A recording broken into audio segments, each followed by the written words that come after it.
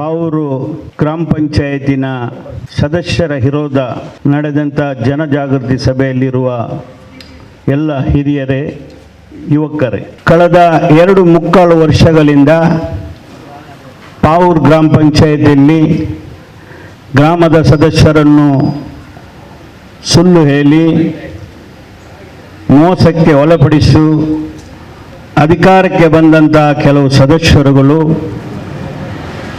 2.5 ವರ್ಷಗಳಲ್ಲಿ ತಮ್ಮ ಅಧಿಕಾರವನ್ನು ಶಾಶ್ವತ ಅಧಿಕಾರ ಇರ್ಬೋದಂತೇಳಿ ಭಾವಿಸಿ ಕೆಲವು ಘಟನೆಗಳನ್ನು ಈ ಗ್ರಾಮದಲ್ಲಿ ಮಾಡಿದ್ದಾರೆ. ಇವತ್ತು ಪಂಚಾಯತ್ ರಾಜ್ಯ ಕಾಯ್ದೆ ಪ್ರಕಾರ 2.5 ವರ್ಷ ಮುಗಿದು 2.5 ವರ್ಷದ ಮೇಲೆ ಚುನಾವಣೆ ನಡೆಯುವಂಥ ಪದ್ಧತಿ. ಆ ಚುನಾವಣೆಯಲ್ಲಿ ಸುಮಾರು 15 ಜನ ಸದಸ್ಯರು ಮತದಾನ ಮಾಡಲಿಕ್ಕೆ ಅವಕಾಶ ಇದೆ. ಆದರೆ ಚುನಾವಣೆಗೆ ನಿಲ್ಲಲಿಕ್ಕೆ ಮೀಸಲಾತಿ ಪ್ರಕಾರ ಯಾರಿಗೆಲ್ಲ ಅರ್ಹತೆ ಇದ್ದಾರೆ ಅಂಥವರು ನಿಲ್ತಾರೆ.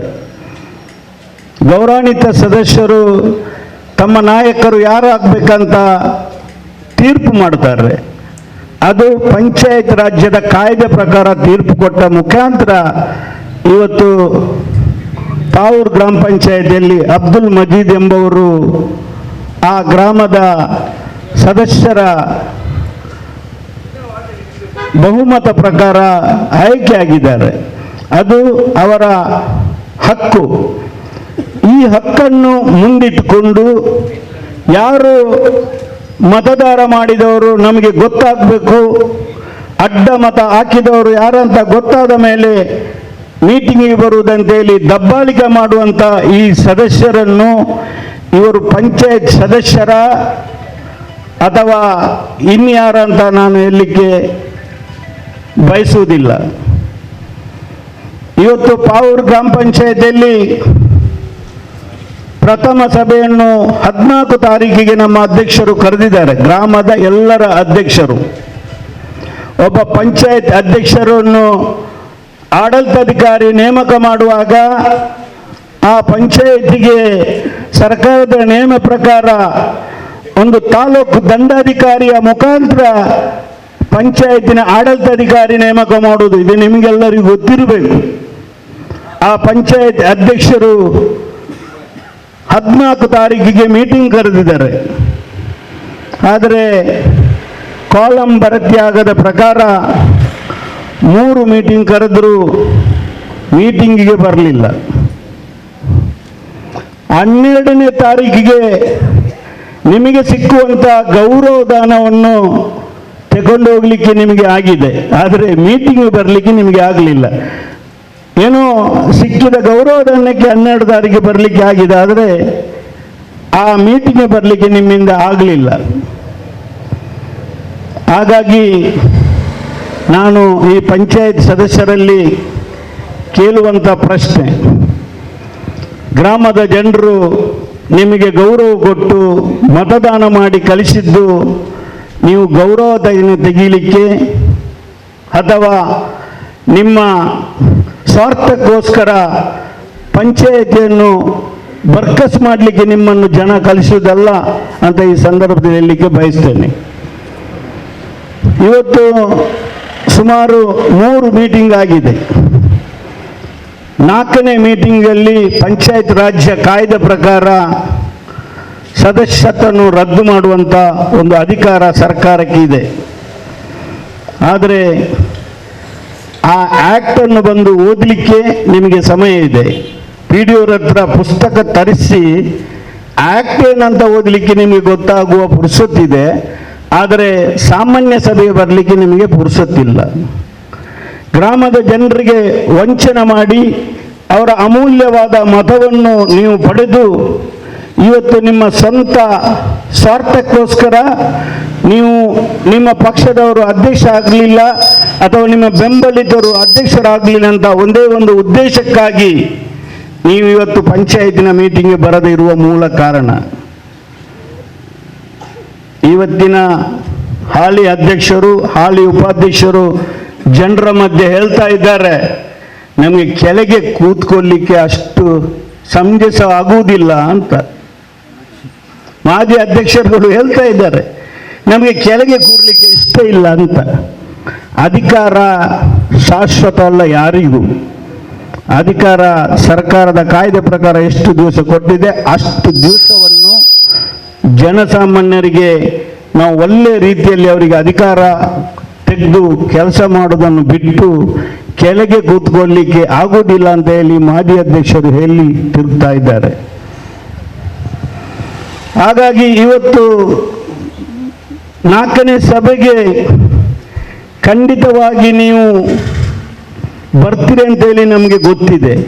ನೀವು ಬರದಿದ್ದರೆ ನಿಮ್ಮ ಸ್ವಾಭಿಮಾನ ಎಲ್ಲಿ ಹೋಗ್ತದೆ ಅಂತೇಳಿ ಮುಂದಿನ ಚುನಾವಣೆಯ ಪಂಚಾಯತ್ ಚುನಾವಣೆಯಲ್ಲಿ ಜನಸಾಮಾನ್ಯರು ನಿಮಗೆ ತಕ್ಕವಾದ ಉತ್ತರವನ್ನು ಕೊಡಲಿಕ್ಕೆ ಬಯಸ್ತಾರೆ. ಇವತ್ತು ಒಂದು ಗ್ರಾಮ ಪಂಚಾಯತ್ ಅಂತ ಹೇಳಿದರೆ ಅದು ಗೌರವಾನ್ವಿತ ಒಂದು ಪಂಚಾಯತ್, ಅದು ಸ್ಥಳೀಯ ಸರ್ಕಾರ. ಇವತ್ತು ಗ್ರಾಮ ಪಂಚಾಯತ್ ಅಧ್ಯಕ್ಷರಿಗೆ ನಮ್ಮ ದೇಶದ ಪ್ರಧಾನಮಂತ್ರಿ ಆಗಲಿ ರಾಜ್ಯದ ಮುಖ್ಯಮಂತ್ರಿ ಆಗಲಿ ಅವರಿಗೆ ಚೆಕ್ಕಿಗೆ ಸೈನ್ ಮಾಡುವ ಅವಕಾಶ ಇಲ್ಲ.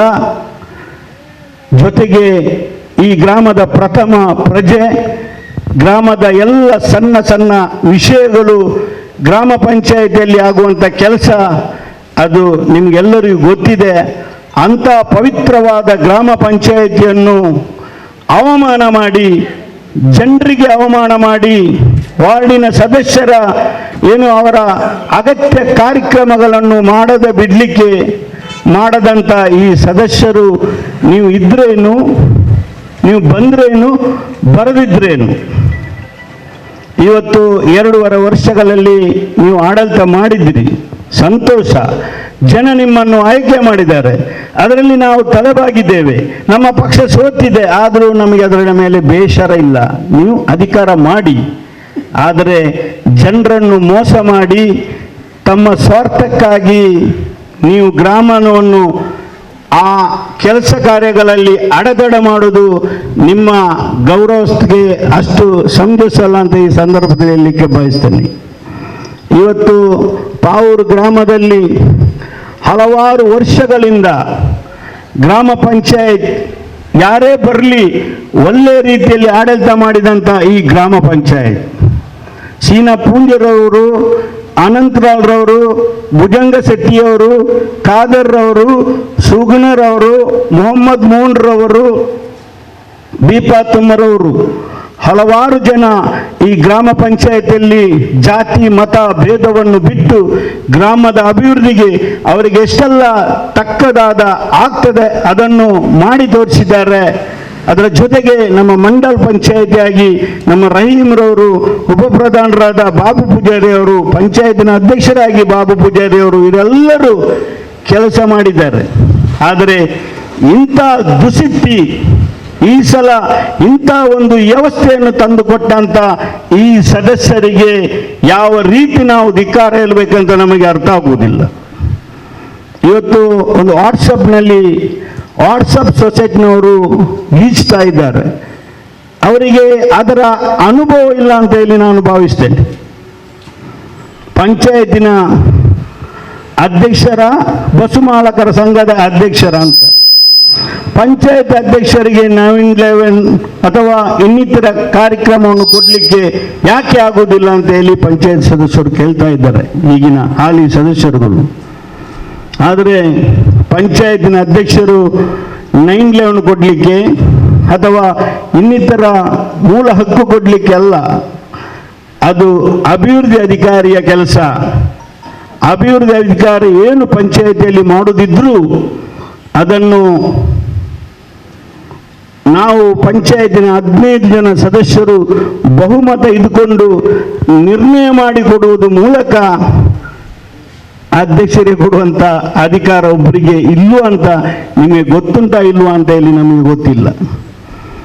ಹಾಗಾಗಿ ಇವತ್ತು ಕಳೆದ ಕಾಂಗ್ರೆಸ್ ಪಕ್ಷ ಆಡಳಿತ ಇರುವ ಸಂದರ್ಭದಲ್ಲಿ ಮೆಸ್ಕಾಂ ಇಲಾಖೆಯಿಂದ ಪತ್ರ ಬಂದಿದೆ, ಪಾವೂರು ಗ್ರಾಮ ಪಂಚಾಯತಿಗೆ ಅಭಿನಂದನೆಗಳು ಅಂತ ಪತ್ರ ಬಂದಿದೆ. ನೀವು ಅಧಿಕಾರ ಚಲಾವಣೆ ಮಾಡಿದ ಮೇಲೆ 38 ಲಕ್ಷ ರೂಪಾಯಿ ಮೆಸ್ಕಾಂಗೆ ಬಾಕಿ ಇಟ್ಟಿದ್ದೀರಿ. ಅದು ನೀವು ಮನೆಗೆ ತಗೊಂಡೋಗಿದ್ದೀರಿ ಅಂತ ನಾನು ಹೇಳುವುದಿಲ್ಲ, ನೀವು ಹೇಳ್ತಾ ಇದ್ದೀರಿ ತಂದೆ ಮಕ್ಕಳು ಅಥವಾ ಕಾಂಗ್ರೆಸ್ನವರು ತಿಂದದ್ದಂತ ಹೇಳಿ. 38 ಲಕ್ಷ ರೂಪಾಯಿಯ ಮೆಸ್ಕಾಂ ಇಲಾಖೆಗೆ ನೀವು ಬಾಕಿ ಇಡುವಾಗ ಅದು ನಿಮ್ಮ ಮನೆಯ ಕರೆಂಟ್ ಬಿಲ್ ಅಲ್ಲ, ನಮಗೆ ಗೊತ್ತಿದೆ. ನಾನು ಸಹ ಪಂಚಾಯತ್ ಅಧ್ಯಕ್ಷ ಆದವ. ಆದರೆ ಇತಿಹಾಸದಲ್ಲಿ ಪಾವೂರು ಗ್ರಾಮ ಪಂಚಾಯತ್ ಕಾಂಗ್ರೆಸ್ ಆಡಳಿತ ಇರುವಾಗ ಮೆಸ್ಕಾಂ ಇಲಾಖೆಯಿಂದ ಪತ್ರ ಬಂದ ಇತಿಹಾಸ ಅದು ಕಾಂಗ್ರೆಸ್ ಪಕ್ಷಕ್ಕೆ ಸಲ್ತದೆ, ನಿಮ್ಮ ಈ ಪಕ್ಷಕ್ಕೆ ಸಲ್ಲುವುದಿಲ್ಲ ಅಂತ ಹೇಳಿ ನಾನು ಈ ಸಂದರ್ಭದಲ್ಲಿ ಹೇಳಲಿಕ್ಕೆ ಬಯಸ್ತೇನೆ. ಇವತ್ತು ಪಾವೂರು ಗ್ರಾಮದಲ್ಲಿ ಮೂಲಭೂತ ಸೌಕರ್ಯ 2.5 ವರ್ಷಗಳಿಂದ ನೀವು ಏನು ಈ ಗ್ರಾಮಕ್ಕೆ ಕೊಟ್ಟ ಕೊಡುಗೆ ಅಂತ ಹೇಳಿ ಆ ಜನರ ಮಧ್ಯೆ ಹೇಳಬೇಕು. ಜೊತೆಗೆ ಜನರನ್ನು ಮೋಸ ಮಾಡಿ ಸುಳ್ಳು ಹೇಳಿ ಈ ರೀತಿ ಮಾಡಿ ನೀವು ಅಧಿಕಾರಕ್ಕೆ ಬಂದಿದ್ದೀರಿ. ಆದರೆ ಗ್ರಾಮದ ದ್ರೋಹಿ ಯಾರಂತ ಕೇಳಿದರೆ ಗ್ರಾಮದ ಜನರಿಗೆ ಸುಳ್ಳು ಮಾಹಿತಿ ಕೊಟ್ಟು ನಡೀತಾರಲ್ಲ ಅವರೇ ಗ್ರಾಮದ ದ್ರೋಹಿಗಳಂತ ಈ ಸಂದರ್ಭದಲ್ಲಿ ಹೇಳಲಿಕ್ಕೆ ಬಯಸ್ತೇನೆ. ಇವತ್ತು ಪಾವೂರು ಗ್ರಾಮದಲ್ಲಿ ಒಂದು ಕೊರತೆ ಇತ್ತು. ಸ್ಮಶಾನ, ಹಿಂದೂ ಸ್ಮಶಾನ ಈ ಗ್ರಾಮದಲ್ಲಿ ಇರಲಿಲ್ಲ. ಆದರೆ ಕಾಂಗ್ರೆಸ್ ಪಕ್ಷ ಆಡಳಿತ ಬಂದ ಸಂದರ್ಭದಲ್ಲಿ ಗ್ರಾಮದ ಜನರಿಗಾಗಿ ಒಂದು ಮಸಾಣವನ್ನು ನಿರ್ಮಾಣ ಮಾಡಿದರು. ಅದನ್ನು ನೀವು ಉದ್ಘಾಟನೆ ಮಾಡಲಿಕ್ಕೆ ಬಿಡಲಿಲ್ಲ. ನಿಮ್ಮ ಕುತಂತ್ರ ಬುದ್ಧಿ ತೋರಿಸಿ ನಿಮ್ಮ ಚೇಲಗಳ ಮಾತನ್ನು ಕೇಳಿ ನೀವು ಅದನ್ನು ಉದ್ಘಾಟನೆ ಮಾಡಲಿಕ್ಕೆ ಬಿಡಲಿಲ್ಲ. ಪವಿತ್ರವಾದ ಹಿಂದೂ ಧರ್ಮದ ಮೂಲಭೂತ ಹಕ್ಕು ಸ್ಮಶಾನ, ಅದಕ್ಕೂ ಕೆಲವರು ಸೇರಿಕೊಂಡು ಮಾಡಬಾರದಂತೇಳಿ ನೀವು ಸಹಕಾರ ಕೊಟ್ಟಿದ್ದೀರಿ. ಹಾಗಾಗಿ ನಾನು ಇವತ್ತು ಗ್ರಾಮಸ್ಥರಲ್ಲಿ ಜನಜಾಗೃತಿ, ಗ್ರಾಮದ ಜನರೇ ನೀವು ಇಂಥ ಜನರಿಗೆ ತಕ್ಕದಾದ ಬುದ್ಧಿ ಕಲಿಸಬೇಕು. ಪಾವೂರು ಗ್ರಾಮದ ಜನ ಶಾಂತಿ ಸೌಹಾರ್ದ ಬಯಸುವಂಥ ಜನರು. ಹಾಗಾಗಿ ಇಷ್ಟು ದಿವಸ ನಿಮ್ಮ ಬಿಟ್ಟಿದ್ದಾರೆ. ಇಲ್ಲದಿದ್ದರೆ ಯಾರು ಪಂಚಾಯತಿಗೆ ಮೀಟಿಂಗ್ ಬರಲಿಲ್ಲ ಅಂತ ಸದಸ್ಯರ ಮನೆ ಮುಂದೆ ಪ್ರತಿಭಟನೆ ಮಾಡ್ತಾ ಇದ್ರು. ಆದರೆ ಪಾವೂರು ಗ್ರಾಮದ ಜನತೆ ಇದುವರೆಗೆ ಮಾಡಲಿಲ್ಲ. ಆದರೆ ನೀವು 2.5 ವರ್ಷಗಳ ಕಾಲ ಗ್ರಾಮ ಪಂಚಾಯತಿಯಲ್ಲಿ ಮಾಡುವಾಗ ನಮ್ಮ ಪಕ್ಷ ಆಗಲಿ ಗ್ರಾಮಸ್ಥರಾಗಲಿ ನಿಮಗೆ ಯಾವುದಾದ್ರೂ ಒಂದು ತೊಂದರೆ ಕೊಟ್ಟರೆ ಇತಿಹಾಸವನ್ನು ತೋರಿಸಿಕೊಡಿ. ಕಾಂಗ್ರೆಸ್ ಪಕ್ಷ ಗ್ರಾಮಕ್ಕೆ ಘನತ್ಯಾಜ್ಯವನ್ನು ಮಾಡಿಟ್ಟಿದೆ. ಆದರೆ ಆ ಸಂದರ್ಭದಲ್ಲಿ ಅದನ್ನು ಉದ್ಘಾಟನೆ ಮಾಡಲಿಕ್ಕೆ ಅವಕಾಶ ಸಿಕ್ಕಲಿಲ್ಲ.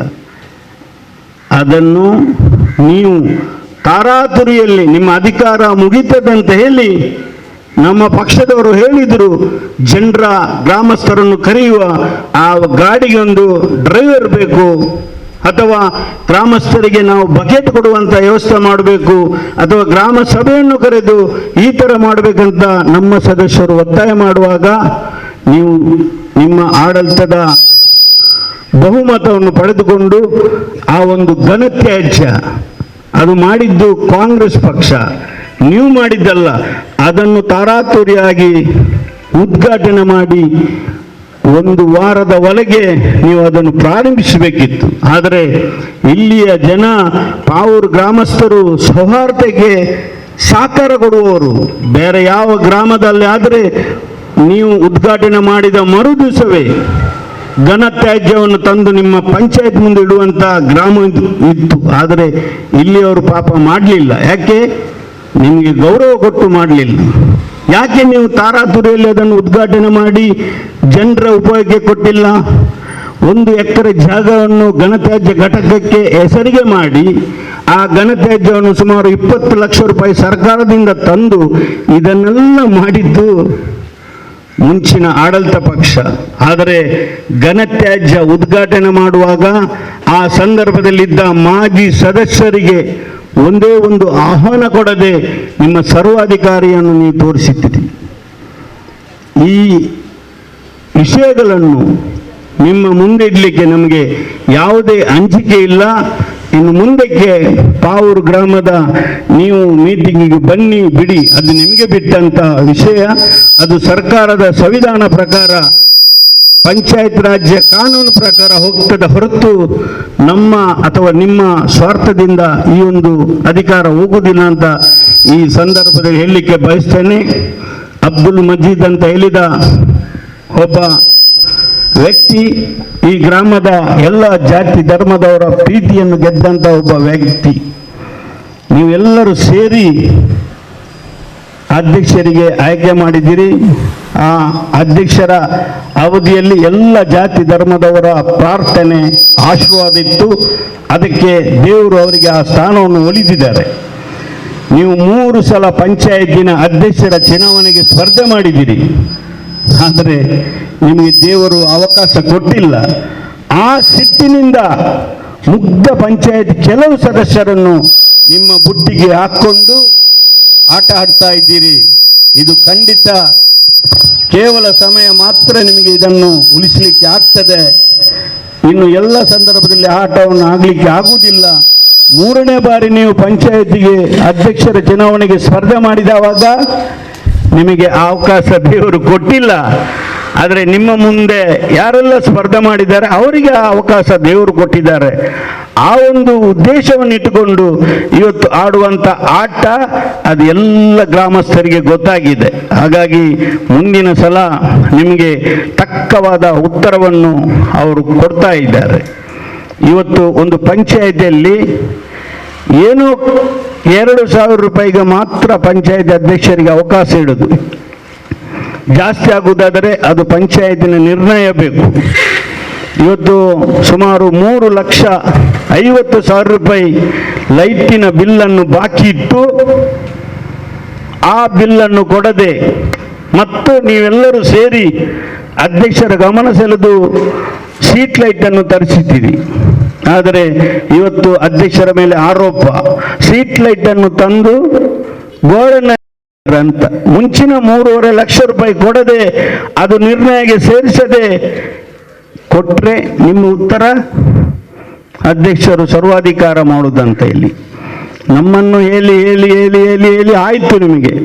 ಈಗ ನಮ್ಮ ವಿಷಯ ಸ್ವಲ್ಪ ಕಡಿಮೆ ಆಗಿದೆ, ಇರಲಿ, ನಾವೇನಾದರ ಬಗ್ಗೆ ಇದು ಮಾಡೋದಿಲ್ಲ. ನಾವು ಸುಮಾರು 20 ವರ್ಷಗಳಿಂದ ಈ ಗ್ರಾಮದಲ್ಲಿ ದುಡಿತಾ ಇದ್ದೇವೆ.